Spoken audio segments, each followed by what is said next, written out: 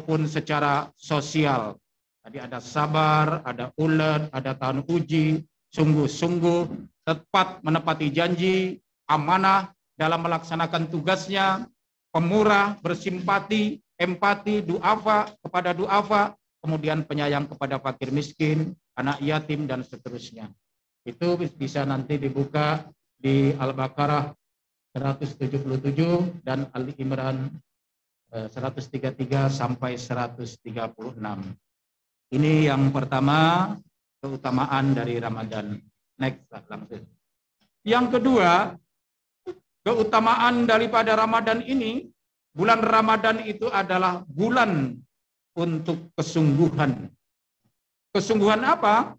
Kesungguhan untuk mengendalikan diri, kesungguhan untuk bangun malam hari, kesungguhan untuk melaksanakan saum, kesungguhan untuk melaksanakan sholat berjamaah, yang semuanya tentunya ini untuk mengundang hidayah Allah Subhanahu wa Ta'ala.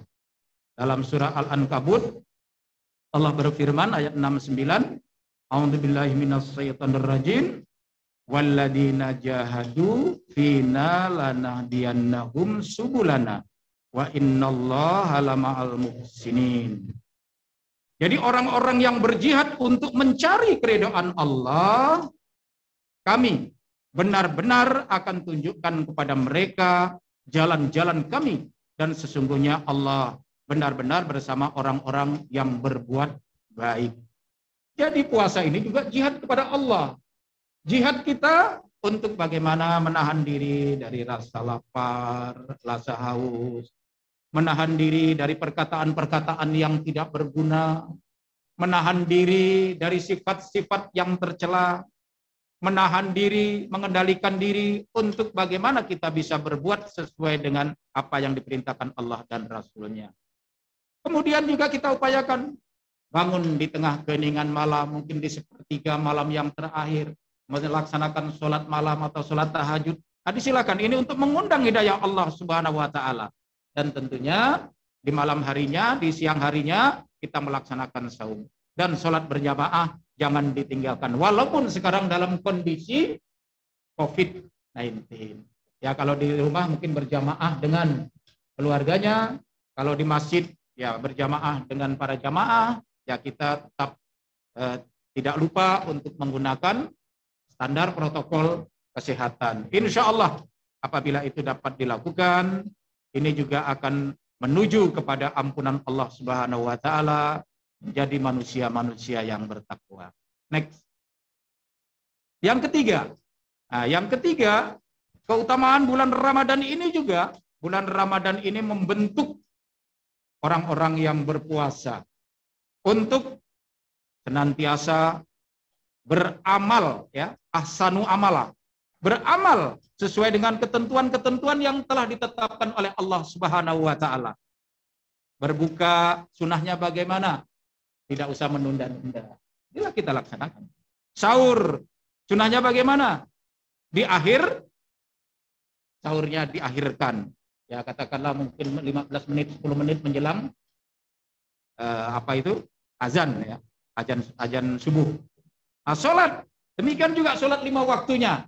Jangan sampai pula setelah melaksanakan sahur, sholat 5 waktunya tertinggal. Kenapa? Karena mungkin sahurnya sampai tanggung, misalnya jam 1 malam sudah sahur, akhirnya ketiduran. Nah, itu salah satu tidak melaksanakan sunnah-sunnahnya. Sehingga insya Allah yang ketiga ini, bulan ini menjadikan bulan kita menjadi lebih disiplin. Disiplin tepat waktu, disiplin tetap sasaran, disiplin tepat juga cara kita melaksanakan. Sehingga apabila itu kita dapat lakukan, maka menjadi ahsanu amala. Dalam surah Al-Mulk, Allah Subhanahu wa Ta'ala berfirman, surah Al-Mulk yang ayat yang kedua, alladzi khalaqal mauta wal hayata liyabluwakum ayyukum ahsanu amala wa huwal azizul ghafur. Yang menjadikan mati dan hidup. Ya, suatu saat ada yang mati, ada hidup. Supaya dia menguji kamu. Siapa di antara kamu yang lebih baik amalnya? Dan dia maha perkasa, lagi maha penyayang, Maha Pengampun. Ya. Oleh karena itu, kita upayakan di bulan Ramadan ini agar meraih predikat takwa di akhir daripada Ramadan, kita berupaya melaksanakan sunnah-sunnah bagaimana kita berbuka, sahur, sholat tarawih atau sholat tahajud, atau mungkin sholat malam. Nah, kemudian juga di dalam bekerja, walaupun dalam kondisi Ramadan, kenapa harus melaksanakan pekerjaan, tugas, dan tanggung jawab kita? Kita usahakan tepat waktu, tepat sasaran, tepat cara, dan seterusnya. Dan itulah ahsanu amala. Amalan-amalan yang nantinya dicatat oleh di sisi Allah Subhanahu wa taala. Insya Allah, termasuk kita hadir ke sini. Apabila kita hadir ini niatnya karena Allah, menjadilah itu amal ibadah. Tapi syaratnya supaya jadi amal ibadah minimal diucapkan Bismillahirrahmanirrahim. Dengan menyebut nama Allah yang Maha Pengasih, lagi Maha Penyayang. Karena segala sesuatu harus dimulai dengan amal, dengan mengucapkan Bismillahirrahmanirrahim. Selanjutnya, next, yang keempat, kaitan dengan keutamaan Ramadan ini. Nah, Ramadan juga akan menyehatkan jasmani dan rohani. Ya, jasmaninya kita selalu jaga dengan kondisi bagaimana kita melaksanakan sahur, melaksanakan berbuka sesuai dengan ketentuan Allah dan Rasulnya, dengan makanan-makanan yang sesuai dengan keperluannya, tetapi juga rohaninya juga harus dikasih santapan rohani. Apa santapan rohaninya? Bisa dengan sedekah, apalagi bisa dengan qiyam Ramadan, bisa dengan membaca Al-Quran, bisa juga membantu anak yatim. Itu santapan-santapan rohani yang nantinya bisa membuat hati kita menjadi tentram dan tenang. Dan itu tadi yang keempat, puasa Ramadan mampu, ya, maupun puasa sunnah akan menyehatkan jasmani dan rohani. Qala Rasulullah SAW, sumu tasihu. Rasulullah bersabda, berpuasalah kalian, ya, niscaya kalian akan sehat. Insya Allah dengan puasa, karena jadwalnya ini tetap, insya Allah kalau biasanya mungkin kita jam 9 siang atau 9 pagi, jam 10 sudah berbagai makanan itu masuk ke dalam pencernaan kita, tapi sekarang alhamdulillah bisa kita atur dan seterusnya. Mudah-mudahan setelah saum ini nanti dilaksanakan dengan puasa-puasa sunnah setelah Ramadan, puasa Senin, Kamis, Yaumul Bid, dan seterusnya. Itu bisa dilakukan insya Allah. Yang kelima insya Allah, bulan rahmat, bulan ampunan, dan pembebasan dari azab. Semua dari bulan Ramadan adalah baik dan utama. Jadi bulan-bulan itu semuanya baik. Tetapi bulan yang paling istimewa, bulan yang paling utama, bulan Ramadan. Jadi jangan kita sia-siakan kesempatan selama bulan Ramadan ini untuk menjadikan diri kita senantiasa mendapat ampunan, dan tentunya memohon senantiasa kepada Allah di bulan Ramadan. Karena apa? Doa di bulan Ramadan ini akan diijabah oleh Allah Subhanahu wa taala. Next, yang ke-6. Ya. Jadi yang ke-6 ada tadi ya, doa dimustajab. Di apa? Keutamaan dari bulan Ramadan ini. Di antaranya adalah Ramadan itu tidak pas ya, kurang nampak ya. Diturunkannya Al-Quran. Jadi diturunkan Al-Quran ayat surah Al-Baqarah 185. Jadi Al-Quran itu diturunkan pada bulan Ramadan. Oleh karena itu Al-Quran yang menjadi petunjuk, menjadi pedoman, menunjukkan kepada kita jalan yang lurus, hendaknya menjadi bacaan pertama, bacaan utama. Jangan sampai di bulan Ramadan kita sia-siakan tidak membaca Al-Quran. Usahakan Al-Quran selalu menjadi bacaan pertama dan utama. Kadang-kala kan ini bangun tidur yang dibuka HP, mau tidur yang dilihat HP, nanti ke apa? Bangun dalam arti tersadar dari bangun HP lagi. Jadi paling tidak ya mungkin pada saat kita antara maghrib ke isya baca Al-Quran. Setelah subuh baca Al-Quran. Mungkin setelah duhur, setelah sholat asar baca Al-Quran. Nah, insya Allah Al-Quran akan memberi syafaat pada yaumil kiamah kelak. Selanjutnya, next. Oh, itu yang keenam ya. Yang keenam, doa akan dikabulkan atau mustajab. Insya Allah doa akan dikabulkan oleh Allah Subhanahu wa Ta'ala.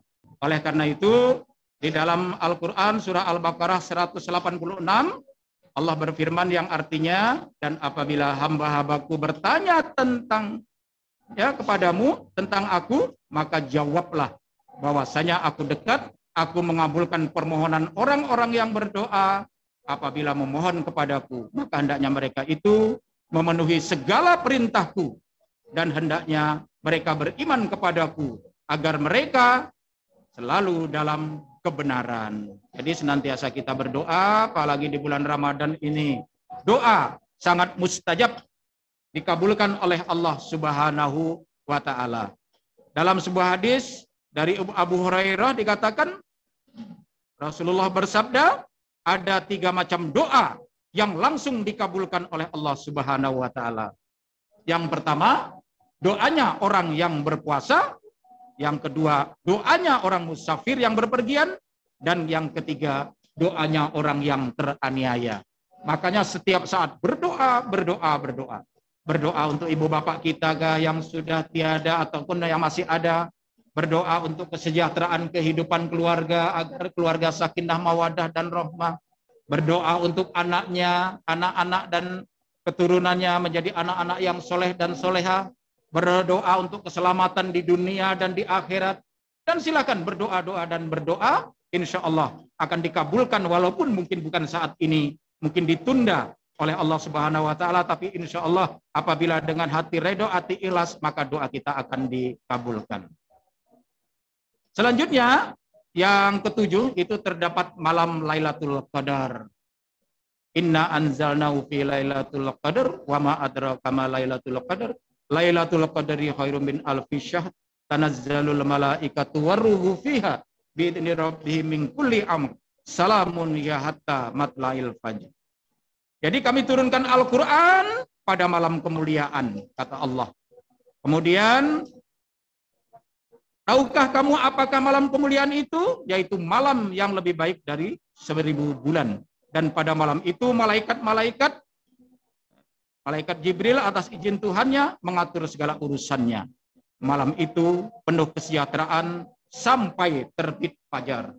Jadi kalau kita isi senantiasa dari sekarang ini hari ke-6 sampai akhir Ramadan dengan amaliyah Ramadan, kita tak perlu lagi kapan berpikir turunnya malam Lailatul Qadar. Mau 17, mau 21, mau 23, mau 25. Yang penting kita isi saja. Insya Allah pasti kita akan ketemu malam Lailatul Qadar. Tak perlu nunggu waktu ibadah malam ganjil saja. Baru kita sungguh-sungguh melaksanakan ibadah. Tapi setiap saat, setiap waktu kita isi. Dengan mengkaji, membaca Al-Quran, mengamalkan Al-Quran. Kemudian senantiasa selalu berupaya untuk memberikan yang terbaik di Ramadan tahun ini. Sehingga insya Allah itu menjadi bekal untuk menuju kepada ketakwaan kita kepada Allah Subhanahu wa Ta'ala. Selanjutnya,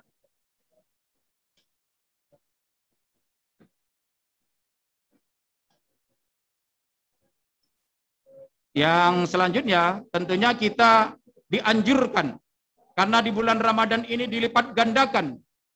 Apa yang disunahkan, amalan-amalan yang sunnah juga dianjurkan. Tadi seperti membaca Al-Quran, bersedekah. Karena Rasulullah SAW itu di bulan-bulan selain Ramadan sedekahnya sudah luar biasa. Tetapi pada bulan Ramadan lebih lagi luar biasa. Seperti angin yang berhembus. Ya, jadi apapun ya kalau bisa ya kita mengupayakan, karena ciri orang yang bertakwa tadi dalam surah Al-Imran 133, alladzina yunfikuna fis sarra'i wad-dharra'i wal kadhimina al-ghaidha wal 'afina 'anil nas. Yaitu suka membelanjakan hartanya. Baik dikala sempit maupun dikala lapang. Nah, itu diantaranya seperti itu. Oleh karena itu kita juga belanjakan harta kita kepada siapa? Kepada kaum kerabat, Ya mungkin keluarga kita, saudara kita, enggak semua mungkin saudara kita yang mempunyai kemampuan dari kita, mungkin ada kelebihan-kelebihan bisa. Fakir miskin, duafa, musafir dan seterusnya. Senantiasa kita atau memberikan apa? Buka untuk orang-orang yang sedang berpuasa. Karena dianjurkan untuk itu semuanya. Nah, kemudian dianjurkan juga pada bulan Ramadan ini di Al-Baqarah 187. Itu untuk melaksanakan iktikaf di 10 hari malam yang terakhir. Iktikaf di masjid atau mungkin ya kalau sekarang tidak bisa di masjid ya paling tidak iktikaf di rumah ya. Jadi insya Allah termasuk yang tadi memberikan makan pada bulan Ramadan ini, insya Allah. Kalau sekarang misalnya pada saat ini SD Muhammadiyah 1 dan SMP Muhammadiyah 2 yang menjadi tuan rumah, dia memberikan apa itu? Buka, takjil untuk buka bersama. Insya Allah itu pahalanya sama dengan orang yang berpuasa. Jadi tetap harus kita lakukan. Apalagi ini Ramadan bisa jadi Ramadan yang terakhir bagi kita. Lanjut. Next. Ya. Selanjutnya bagian lanjut. Ya, udah waktunya hampir habis, mungkin dilewati saja. Lanjut. Next. Ya. Dalam kita bulan Ramadan harusnya itu kita nyambutnya udah siap sejak awal. Meluruskan niat kita, membulatkan tekad kita, menyusun program Ramadan dari awal Ramadan sampai akhir Ramadan. Apa yang harus kita lakukan? Kemudian menumbuhkan suasana hangat yang menyenangkan, terutama di lingkungan kerja, di lingkungan rumah, di lingkungan sekitar. Kemudian hidupkan amalan-amalan sunnah, kemudian tinggalkan larangan-larangan amalan dalam bulan Ramadan. Tinggalkan larangan-larangan amal dalam bulan Ramadan. Nah, ini langkah-langkah dalam bulan Ramadan waktu menyambutnya, tetapi setelah kita masuk pun harus itu kita lakukan program yang telah kita rancang dari awal. Karena kalau godaan dunia itu tidak akan selesai-selesainya, tidak akan habis-habisnya. Kadang-kala sudah kita rencanakan ada godaan dunia, tanggal itu yang sudah direncanakan. Apa yang kita rencanakan, upayakan, niatkan. Ini adalah jihad kepada Allah Subhanahu wa taala. Bulan ini adalah bulan Ramadan yang terbaik. Saya melaksanakan ibadah saum di bulan Ramadan dengan amaliyah-amaliyah di bulan Ramadan. Lanjut. Nah, kadangkala yang menjadi penghalang itu apa? Kadangkala tidak mempersiapkan. Program-program kita tidak disiapkan. Sehingga mendadak. Wah, sekarang ini besok saya mau ke sana kan gitu ya. Udah direncanakan kalau mau silaturahim, kapan silaturahimnya, waktunya kapan, yang tidak mengganggu misalnya pada saat misalnya ibadah-ibadah khusus, itu penting juga. Biasanya silaturahim, tapi sholat 5 waktunya tertinggal. Atau misalnya buka puasa, ada program buka puasa. Tahu-tahu misalnya banyak ngobrol, kemudian sholat 5 waktunya ketinggalan. Tapi insya Allah kalau kita buka puasa di lingkungan ini tidak jadi masalah. Biasanya ini buka puasa itu kan banyak. Ada alumni SMA, SLTA. Nanti lagi buka puasa. Alumni mana lagi? Alumni perguruan tinggi. Ada lagi buka puasa apa? RT. Ada lagi buka puasa apa? Macam-macam buka puasa. Boleh tidak dilaksanakan, tetapi kalau itu akan menjadikan nanti ada amalan-amalan yang tertinggal, amalan-amalan wajib, itu sangat disayangkan. Makanya harus dipersiapkan sedemikian rupa sehingga amalan-amalan yang wajib jangan sampai tertinggalkan. Dan kita senantiasa menyibukkan diri pada hal-hal yang kurang, kadang-kala juga tidak baik ini. Ini penghalang ini. Menyibukkan diri pada hal-hal yang kurang atau tidak bermanfaat. Ya katakanlah menjelang buka puasa ini. Itu biasanya paling asik apa? Lihat WA, lihat YouTube, lihat apa lagi, Pak? Lihat TV, video macam-macam, nanti di-share, tidak apa-apa, share asal sih yang di-share itu bagus. Tapi kenapa tidak misalnya menjelang Ramadan ini, menjelang apa? Buka puasa, ngaji Al-Quran. Menjelang subuh, banyak istighfar. Karena disitulah anjurannya yang dicontohkan oleh Rasulullah, banyak istighfar. Menjelang sholat subuh, ya katakan 15 menit, 10 menit menjelang subuh. Ini nunggu subuh, Azan belum kumandang, oh belum Mbak. Belum turun-turun ke masjid. Setelah turun itu udah dekat qomat.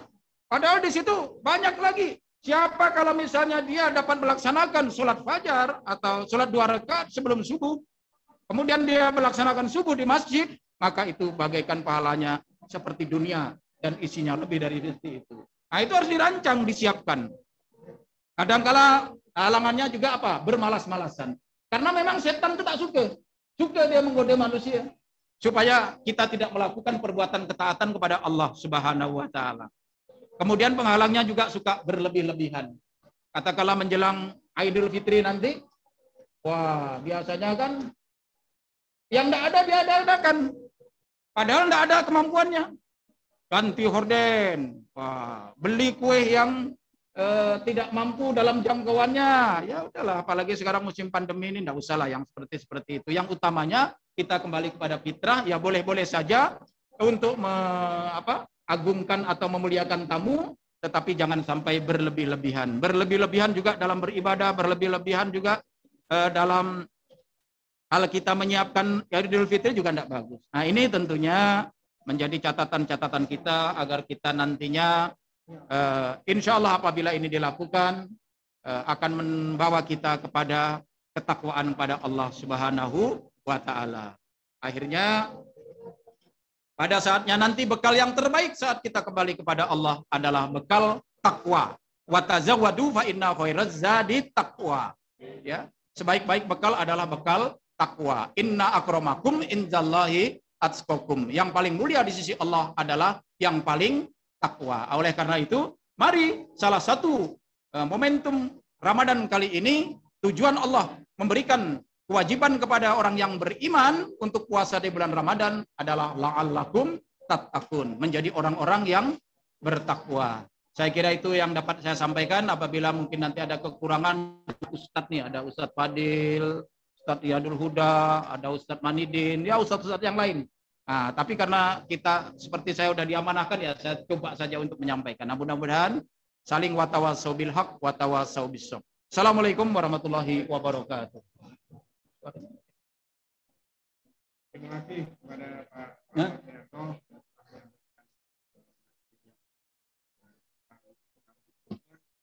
Selanjutnya kita akan mendengarkan sedikit ketersambutan dari Majelis Investment, Pak, berkaitan dengan masalah pendidikan yang ada di bawah pimpinan daerah pemuda.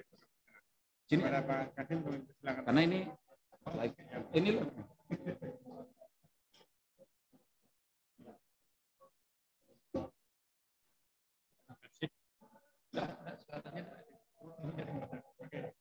Terima kasih. Assalamualaikum warahmatullahi wabarakatuh.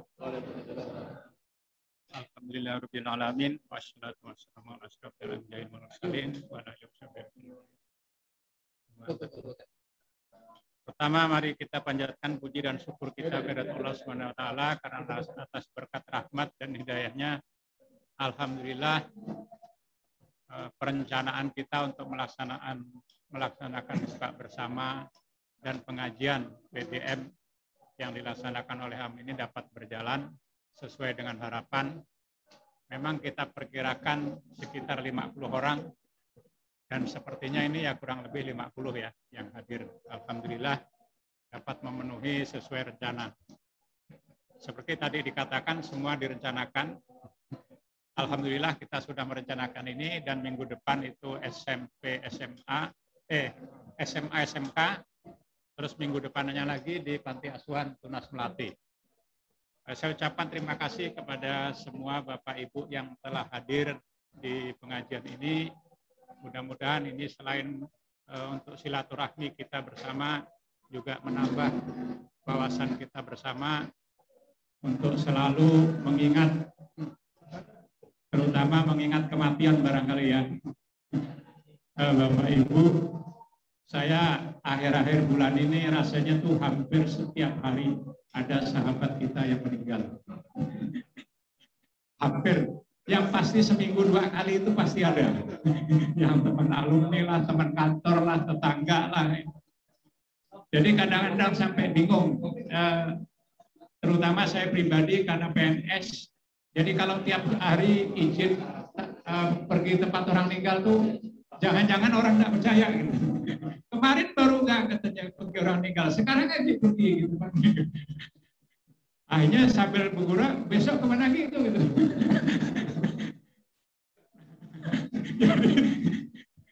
Jadi mohon maaf, sehingga saya pribadi pun kadang-kadang tidak bisa hadir, kecuali berusaha kalau takziah malam karena itu di luar jam kantor berusaha untuk hadir. Tapi kalau pas jam-jam kerja, karena kami itu sangat ketat, izin keluar harus pakai surat. Oleh karena itu, saya berterima kasih sekali kepada teman-teman semua, Bapak Ibu. Nah, hanya satu pesan saya kepada terutama kepada kawan-kawan di sekolah ya, dalam hal ini SD dan SMP yang sekarang jadi panitia. Mudah-mudahan dalam waktu dekat ada izin tatap muka ya. Karena kita banyak masalah akibat dari tidak adanya tatap muka itu. Baik itu kompetensi siswanya maupun kaitannya dengan SPP dan seterusnya bagi sekolah-sekolah swasta terutama, karena banyak orang tua yang merasa anaknya tidak belajar. Bahkan orang tua banyak yang udah hitung-hitung. Saya sering ditelepon orang tua murid, tapi yang banyak malah telepon dari sana, Pak, SD Muhammadiyah 2. Dikira saya itu ngurus di sana gitu. Pak, katanya ngapa enggak ada keringanan SPP? Kan listrik udah enggak ada katanya, udah dipakai katanya, air pun mungkin kurang karena enggak ada murid katanya di antaranya. Saya bilang datang ya ke sekolah kalau ada urusan yang begitu-begitu, mana saya tahu. Itu dulu waktu kepala sekolahnya masih Pak Slamet. Jadi dia mau lewat saya, suruh ngomong ke Pak Slamet. Saya bilang itu bukan urusan saya. Nah, mudah-mudahan ke depannya, kedua Bapak Ibu, untuk SD dan SMP, nanti SMA, SMK minggu depan kan, kita akan ada asesmen nasional. Itu rencana sekarang dipastikan itu bulan September dan Oktober. September itu SMP, Oktober untuk SD. Nah, yang jadi masalah itu SD. Kenapa? Dari seluruh Indonesia itu SD yang punya komputer itu baru 9%. Berarti 91% SD di Indonesia itu tidak punya komputer. Padahal tesnya harus menggunakan komputer. Baik itu online maupun offline, tapi tetap pakai komputer. Nah, sehingga perintahnya bagi sekolah yang tidak punya komputer, itu pertama bisa pinjam komputer, kedua bisa membawa orangnya ke tempat sekolah yang punya komputer. Jadi bisa orangnya yang dibawa. Nah, kalau SD itu 35 orang, SMP 40 orang kalau tidak salah plus gurunya. Yang akan dinilai adalah AKN, kemudian survei lingkungan, dan survei karakter. Nah, kalau siswa ngisi tiga-tiganya, AKN, survei karakter, survei lingkungan. Sedangkan guru mengisi survei karakter dan survei lingkungan saja. Nah, pemerintah ngomongnya jangan disiapkan. Tapi mana mungkin mau pakai komputer kok tidak disiapkan. Ya, jadi paling tidak harus disiapkan peralatannya, mungkin juga teknis bagaimana mengerjakannya, tapi oleh pemerintah yang maksudnya tidak disiapkan itu adalah materinya. Dan sebagai bocoran bahwa materinya itu akan mengarah kepada berpikir tingkat tinggi. Jadi pasti nanti soalnya adalah banyak-banyak soal berbasis masalah. Atau yang kemarin terakhir disebut dengan pembelajaran KOD dan soal-soal KOD. Nah, itu sekedar tambahan, terutama untuk kawan-kawan guru agar mempersiapkan diri. Nah, logikanya kalau September-Oktober, berarti yang sekarang itu murid kelas 4, kalau SMP, SMA berarti murid kelas 1 yang sekarang, kelas 7 ya, kelas 7 dan kelas 10. Karena yang akan dites itu kelas 8 dan kelas 11. Nah, sementara setahun ini dia tak belajar, bukan tak belajar, tidak tatap muka. Berarti mudah-mudahan nanti Juli ada izin untuk tatap muka, sehingga masih ada waktu 2-3 bulan untuk mempersiapkan diri tentang bagaimana mengikuti AKM tersebut. Walaupun AKM itu tidak menuntut nilai dari siswa, tapi justru akan menilai pembelajaran sekolah itu. Jadi sebenarnya lebih banyak yang diuji itu guru dan kepala sekolahnya, bukan siswanya. Karena bagaimana proses pembelajarannya dan bagaimana tentang karakternya. Mungkin itu tambahan dari saya khusus kepada teman-teman guru yang berada di wilayah Muhammadiyah Kota Baru ini. Terima kasih, itu saja dari saya. Wabillahi taufiq wal hidayah. Wassalamualaikum warahmatullahi wabarakatuh.